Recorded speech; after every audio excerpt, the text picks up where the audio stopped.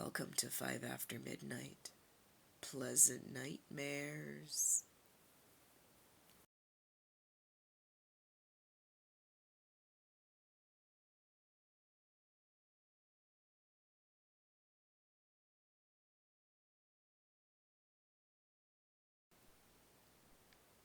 Number 1. So this one night, a few friends and I were going to a party out in the middle of nowhere, and we got lost on this long country road.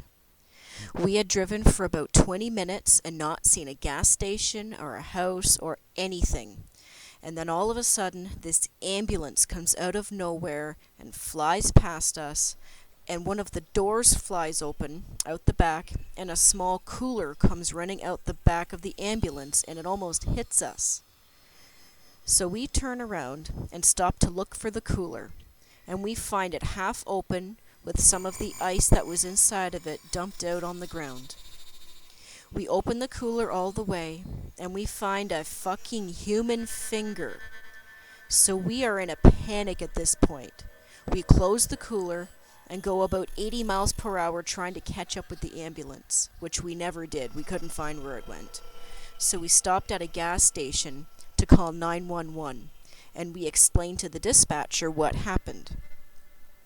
She starts yelling at us for playing a prank with 911, and we are a little confused, so we ask her why she thinks we are playing a prank.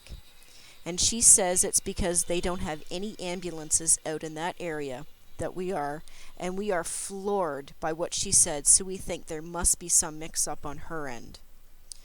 So we drive to the closest hospital in the area, and we hand over the finger to the hospital, but they don't have any patient in that hospital with a missing finger.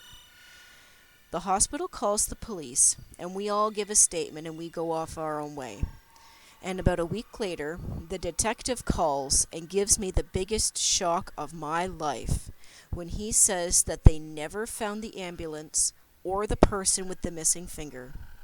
They checked the dispatching records, which are kept on computer and on paper as well, and there were no emergency vehicles out that night where we were.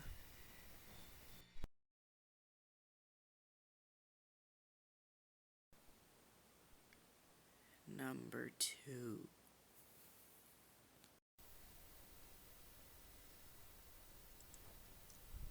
This happened when I was in college. In between classes, my friend Jen and I decided to take a pee, so we rushed to the ladies' room. There was a long line for each of the two cubicles. I joined the left line, while Jen joined the right. Jen and I talked while waiting for our turns. In the middle of a hilarious story, I was gesturing wildly with my hands, and I accidentally hit the back of the head of the girl in front of me.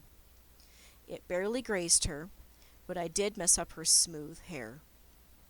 She turned around and gave me a pissed-off look. Well, of course, I said I was sorry. The lines were slowly moving as people came in and out of the cubicles, and after a few minutes, I was standing in front of the left door, finally next in line. In the other line, Jen was still 2 people away from the front, so I told her that I would wait for her outside in the hallway after I was done. I remember trying to hold on to my pee by then, so when the girl in front of me entered the cubicle, I leaned on the wall beside the door. But after waiting like forever, it still wasn't my turn. The 2 people in front of Jen had already come and gone. After Jen finished doing her business, I decided to speak against the door and asked the girl inside to hurry up. I got no answer. I knocked lightly, and when I did, the door swung back a bit. It wasn't locked. I bent down and looked at the space under the door to see if anyone was there. I was looking for her feet. But there was nothing. I wasn't feeling too good about the whole thing, but I decided to push the door open only to see that the cubicle was empty.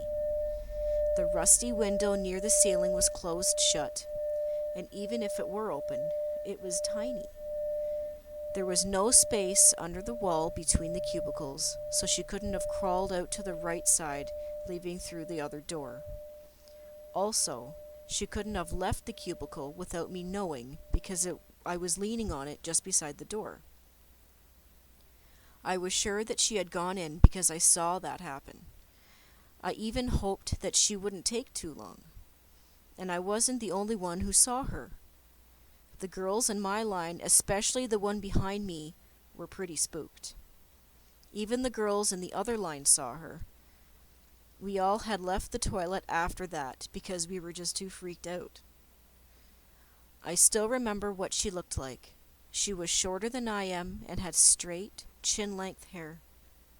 She was wearing a white top. She was also opaque and solid. None of that translucent, mistly, ghostly shit. She looked normal, really. It was just so weird.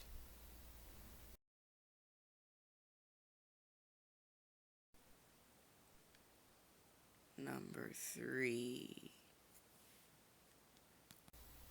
2 weeks ago, I was spending the night in our old house. We've moved away, but we still own the house. And I did this so I didn't have to go all the way back home after visiting old friends. When I came home at around 4 a.m. and went to bed, I heard a gentle rustle. My heart skipped a beat as I slowly lift my head from the pillow and stare into the corner where the sound seemed to come from, when I saw a black shade. It was around the size of a cat and quick as hell, but it didn't seem to have much of a physical body, as if it were engulfed by its own shade. It then scuttered away behind a cabinet, leaving me lying mortified in my bed, with the feeling of someone reaching out, a hand to grab my back. I managed to get out of bed, flicked on the light. I checked every corner of the house. There was nothing there. I made the long drive back home that night.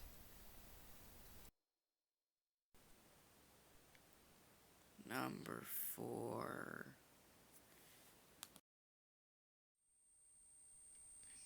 I'm Muslim, and one day when I was, I think, in the 4th grade, my dad stayed at the mosque a little late, and it was a weekday.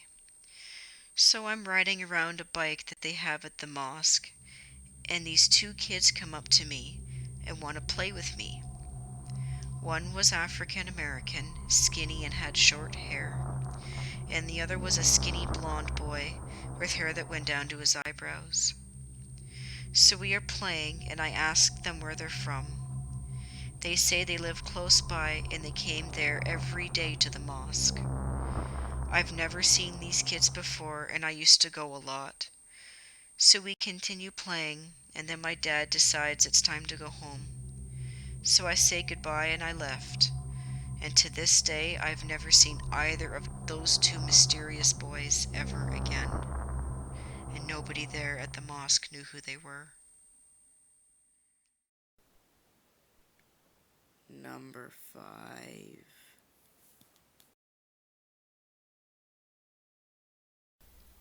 The first 2 years I went to college, I still lived with my parents, so I had to commute about an hour each way. I had a killer final at about 10 a.m. You know the final where you know you're going to need every second, and the instructor even warns everyone not to be late? That was this final. For some dumb reason, I was running late. I figured I would be from about 20 to 30 minutes late, but I am a good test taker, so I might still be able to turn it around. Now, my parents live in the foothills, and the college is on a large valley. When I hit the valley, I also hit a wall of fog so dense that I could barely see the road 10 feet in front of my car. If you have ever experienced tool fog, you'll know what I'm talking about. It is not unheard of in our area to get 30 and 40 car pileups as a result of this dense fog. I had to slow my pace to a crawl and peer and strain just to make out the yellow line so I would not cross over and be on the wrong side of the road. My speed went from about 65 to about 20, and that was as fast as I could reasonably go. I was super stressed and mentally cursing myself for not considering the possibility that I might run into problems on my way to school, and it was running through my mind different ways of begging my professor for extra time. I was so stressed I took a wrong turn and found myself completely lost. I did not recognize the street I was on. It's an agriculture area, so there are really not any landmarks to speak of. There are just roads and fields of trees or crops. I was fairly confident I was going in the right direction at least, so I kept on, and after a bit of trial and error, taking this road and that, I eventually found myself on a road that I recognized, and eventually found my way into a town where my university was. I was almost literally sweating bullets, though. I did not wear a watch, but I knew from when I left and all the extra time I sucked up by creeping through that fog that I was going to be at least an hour late. I figured the best course of action was to go to the class and throw myself on the mercies of the professor. At least the fog was a reasonable excuse. I got there, and there was no one there. I cursed and fumed, figuring that I had missed the final entirely. Then I checked the clock in the classroom. I was half an hour early. I have run this through my mind hundreds of times. There is no rational explanation for how this could have happened. I accidentally time traveled.